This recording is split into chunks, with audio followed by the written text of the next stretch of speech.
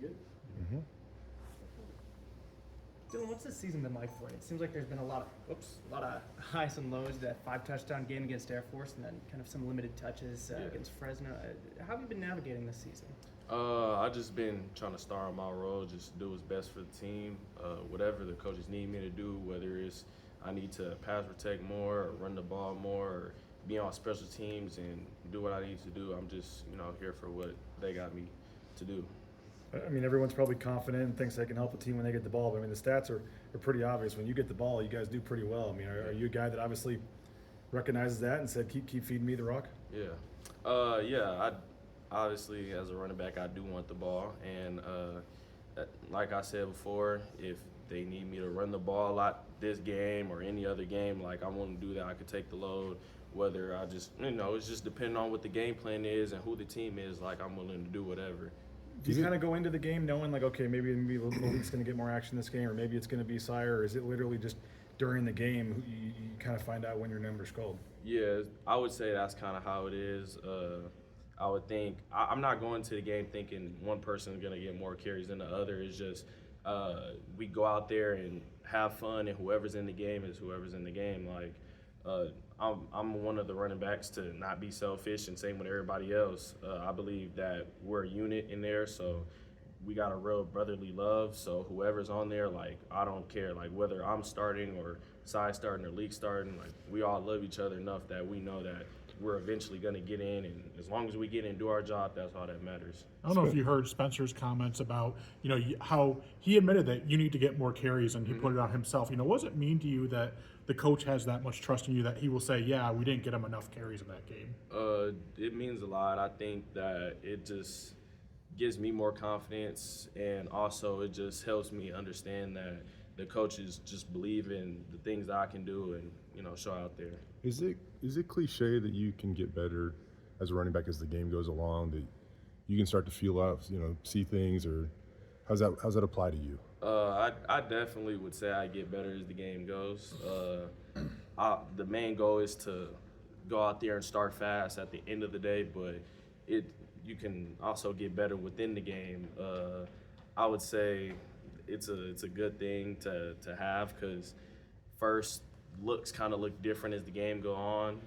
When I mean by looks, like the line or the defense or anything like that. And as the game goes on, I just continue to try to get better and better, and that's the main thing, because fourth quarter, that's when everything is really like where it's at, because games could change in the fourth quarter that fast. So we're a fourth quarter team, and that's what we need to do. Is it something for you that you feel like you can anticipate stuff as the game goes along? Does it move slower? Like how does that work for you? I would say I start to anticipate it better, and it gets slower because, everybody kind of got the jitters in the first couple of snaps, or whether it be the drive.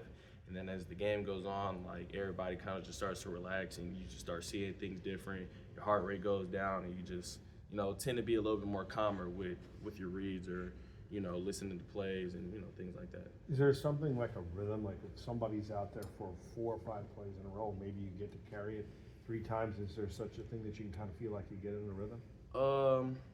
Yeah, I would say it would be like whoever got the rhythm is gonna keep playing, because like the thing that I feel like how it is why take a guy out when he's getting in his rhythm. Like if Cy goes out there and he's getting 5-6 yards of carry and things like that, like I believe that if he's doing his thing, he should be out there and keep doing his thing. Same with Malik. If he's out there making plays, getting his carries right, like I believe you should be there. Like I'm not one to be selfish. Like I truly believe if you do your job well, then you do what you need to do. How much do you need the running game to just be better than it was against Fresno overall? And then obviously with backup quarterback now starting and everything, how much do you guys need the running game to kind of, especially if it's raining and who knows what the weather's going to be like? How big is the running game this week? I mean, the run game has always been a big thing every week.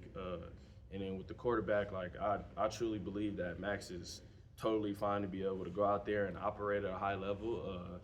I think that we can go out there and dominate run and pass game, and obviously our big emphasis is to put a run game out there and dominate there to open up the pass game.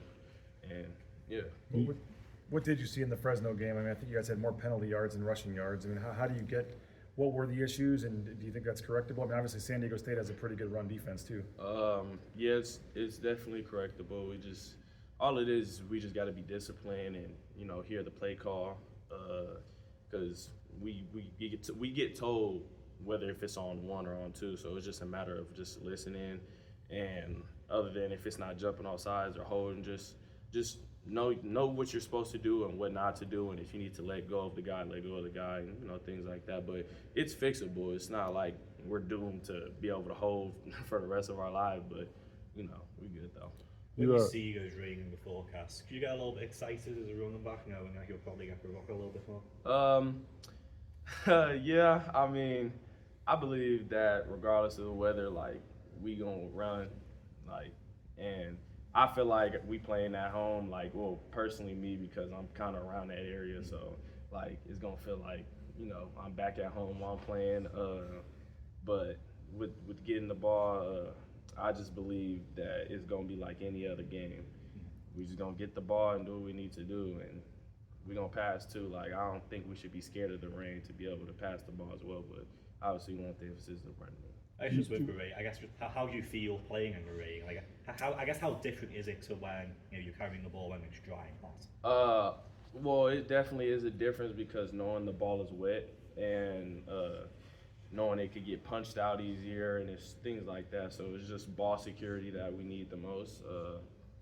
It's something we got to work on and make sure that the ball doesn't come out, and just two hands on the ball in traffic and just being aware of your surroundings and things like that. Speaking of being aware of your surroundings, will you, if it's raining and in fact it's on grass and haven't played a lot of games on grass, will you do anything different or pay more attention to footing in the warm-ups?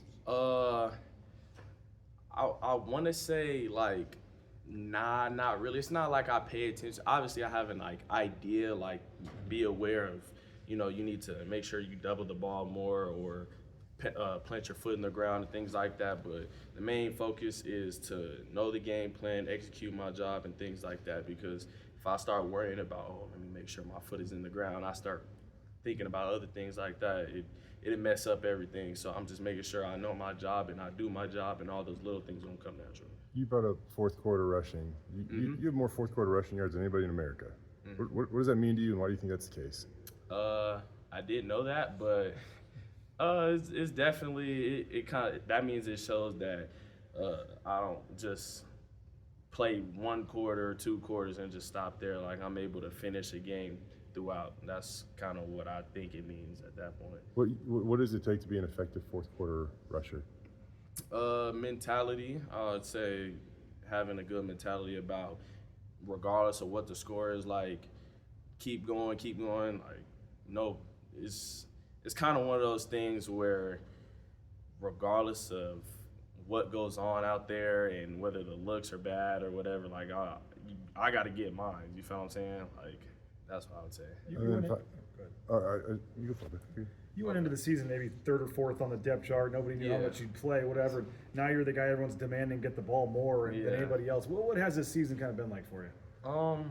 I'd just say for me, it's just I've been pretty patient, and I just always believe that God has his timing, and maybe it just wasn't that time for me to start, and it was just one of those be patient and just keep working, and they're gonna notice at a time. Like, this is just one of those things. So I waited, and I just showed what I can do, and with the stuff that I showed, I did pretty good, and now you see that I'm starting to play now, and I still believe that if I don't do my best, that I can still get my spot taken. So it's just like, I don't believe any spot is guaranteed in the running back room. So what about, like, going around town? Do more people recognize you? Is it different in class or anything? I mean, what's it like now, just being one of the stars of the team as opposed to the 4th string back or whatever? Well, class-wise, I have online, so I don't really see too many people. But outside, not too many people recognize me, and I don't have a problem with that. Like, I can still live a regular life.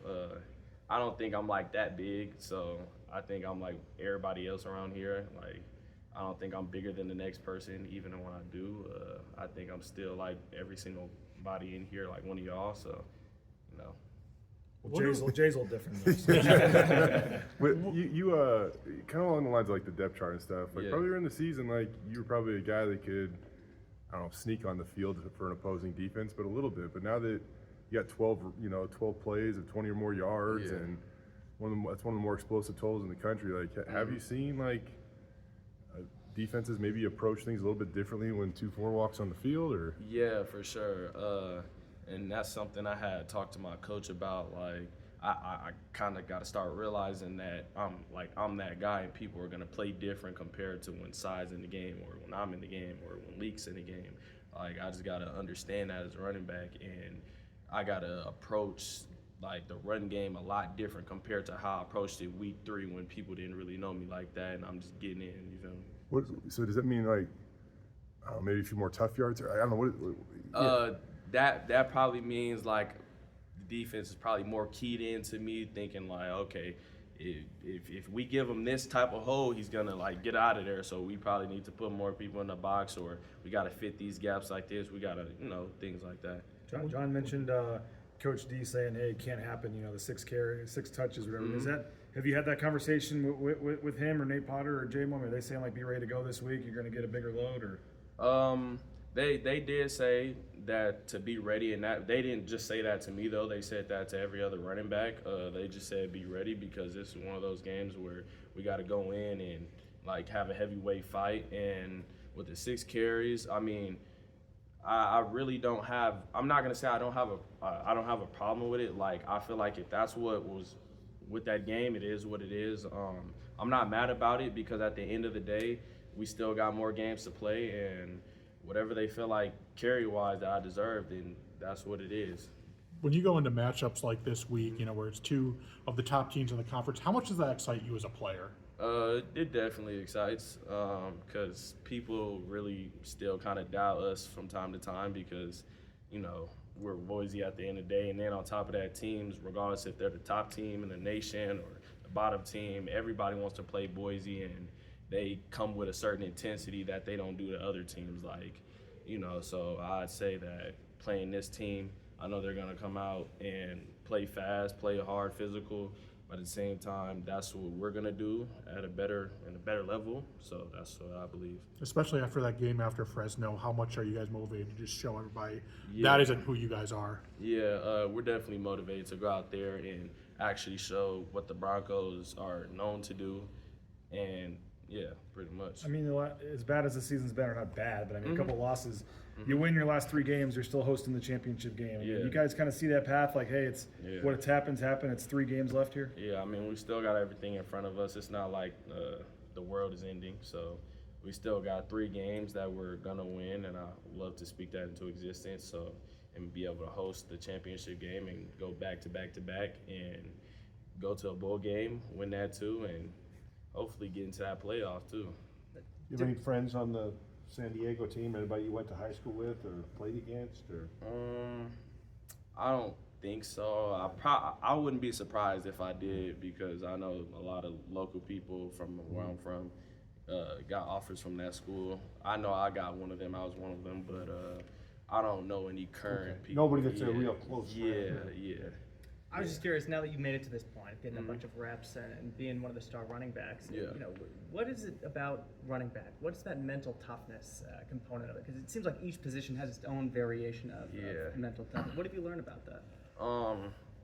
That is, being a running back is being one of the most physical parts of one of the positions on offense. Obviously, you got the O-line that really get dirty in there, but skill-wise, it's really physical, and it could be draining, because you got to hear this long play, then you got to get hit, banged up, and you got to get back up and do it again.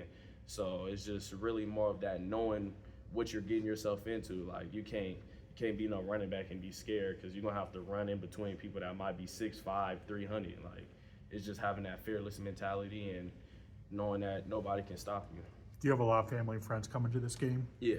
What's it mean to you to just go back there? It means a lot, because I know that a lot of family is coming out, and I'm kind of around that area, not like San Diego exactly, but probably an hour and a half or 2 away from now. I don't know, but I know I got a lot of family that really wanted to see me come, and it means a lot. So them going there and be able to see me play for the first time in college, and it definitely means a lot.